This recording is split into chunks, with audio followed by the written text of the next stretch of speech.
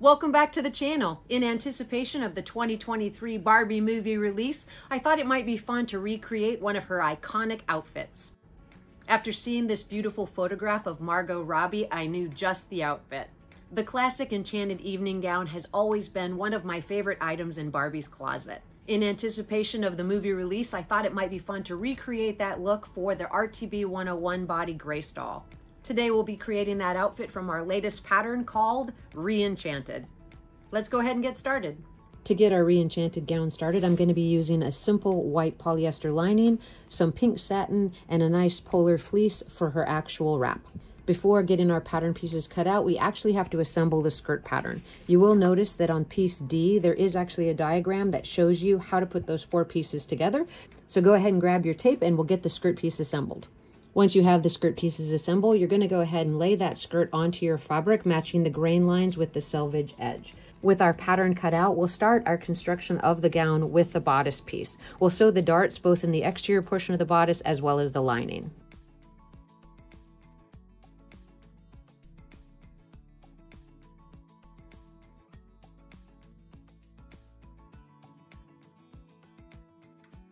You're going to leave those strings long and tie them off. Take the bodice over to the ironing board and press the darts towards the center.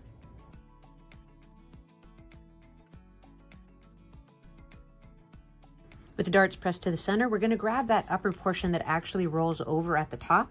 We're going to place it with the wrong sides together and fold it in half lengthwise and iron it. With our piece pressed, we're going to grab our bodice section and pin it with right sides together with the raw edge facing up.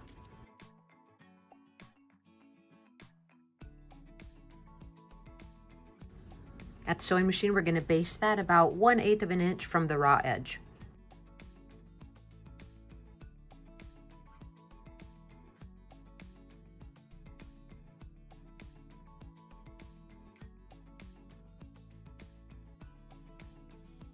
I love the simplicity of this bodice. Next, we're going to grab the lining pieces. We're going to place it right sides together to the actual bodice. And with the lining side up, we're going to pin it across the top edge and down the left back opening.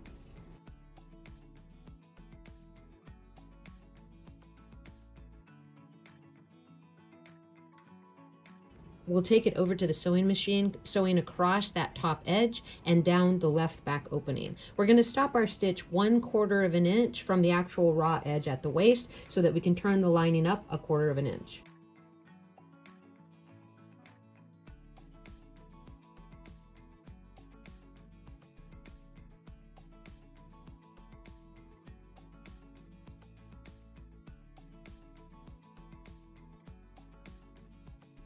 So there we have it. We're going to check both sides, and if everything looks to be good, we're going to clip in towards that seam allowance, turn it down, trim it down a little bit, and turn the garment right side out.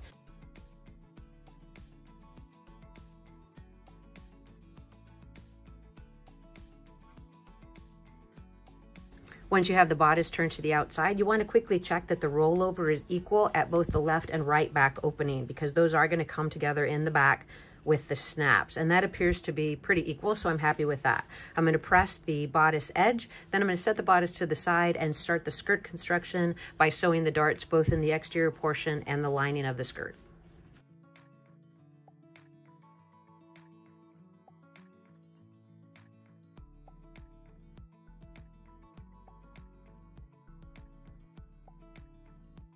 We're going to tie those darts off and then get them pressed open.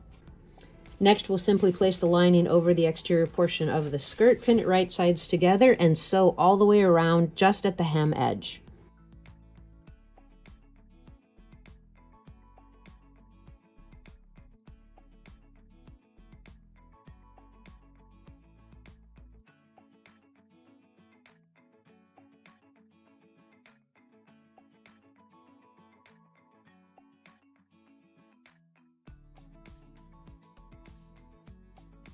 We'll check both sides to make sure that everything looks good on the hem. We'll trim in towards the seam allowance. We'll turn the lining into the skirt and we'll press the hem edge.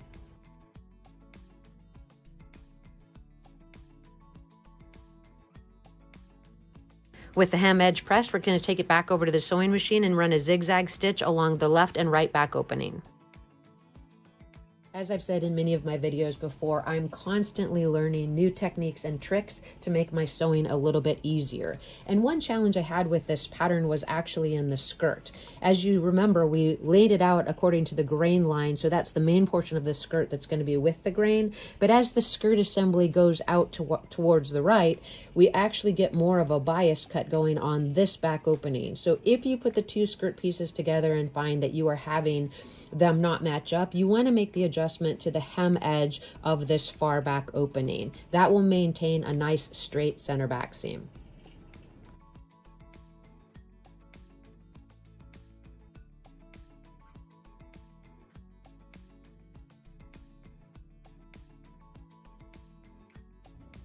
Next, we'll baste the lining and the skirt together at the waist edge.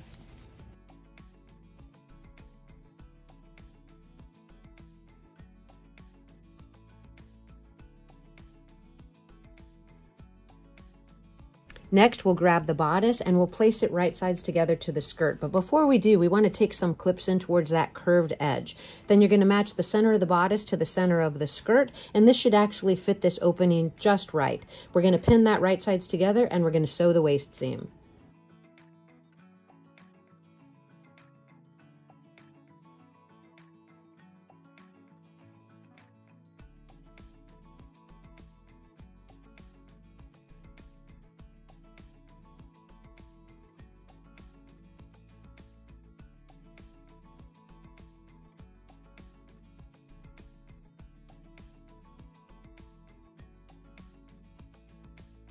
We're going to check both sides of that, and if everything looks to be good, we're going to press that seam up.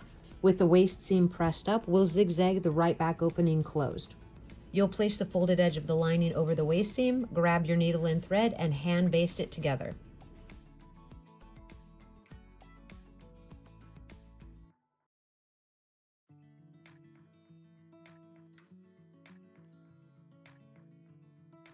The next step is to place the garment right sides together and sew the center back seam from the hem edge to the dot as indicated on the pattern.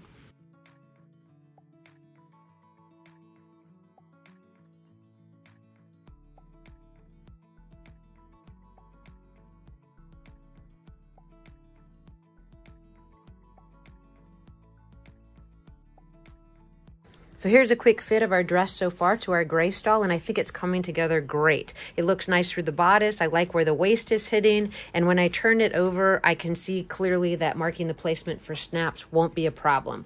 The waist seam is lining up nicely, and the rollover at the top of the bodice is also lining up. So I'm pleased with all of those things.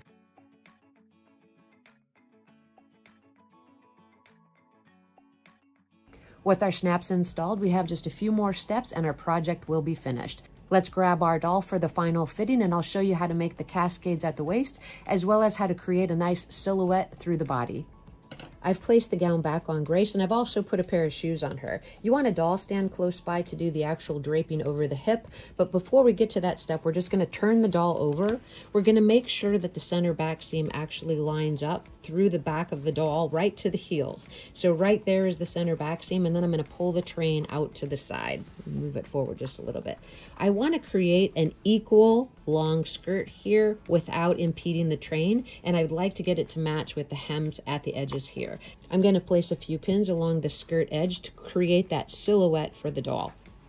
I don't want to sew that in place until I'm sure that that's exactly where I want those tacks to be. So we're going to turn her back over, and as you can see, it already makes that shape of the lower portion of the skirt. At this point, I'd grab your doll stand, and I'll show you how to put those cascades over the hip. With Grace on the stand, you can see how the side train is coming together. When we turn the doll, we want to maintain the center back seam while preparing the cascades for over the hip. What I would recommend is that you just turn the doll with her on her stand and in a pair of shoes, and just start very carefully lifting the material and the lining together, one small piece towards the waist, while also checking the back to make sure that it looks reasonable. Then you're going to turn the doll and just maintain that that front cascade looks to be right to you, and you can see that it's cascading right over the top of her hip. We're going to repeat that a second time, bringing it almost as high as the first tack.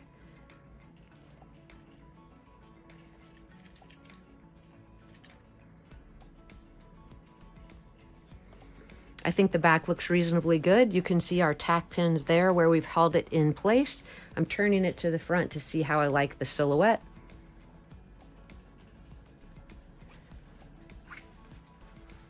And I think it looks pretty nice. If you're interested, you can also add an additional or third one. It can be a little bit smaller than the previous two, but you want it to meet at a similar location and create one more cascade towards the front.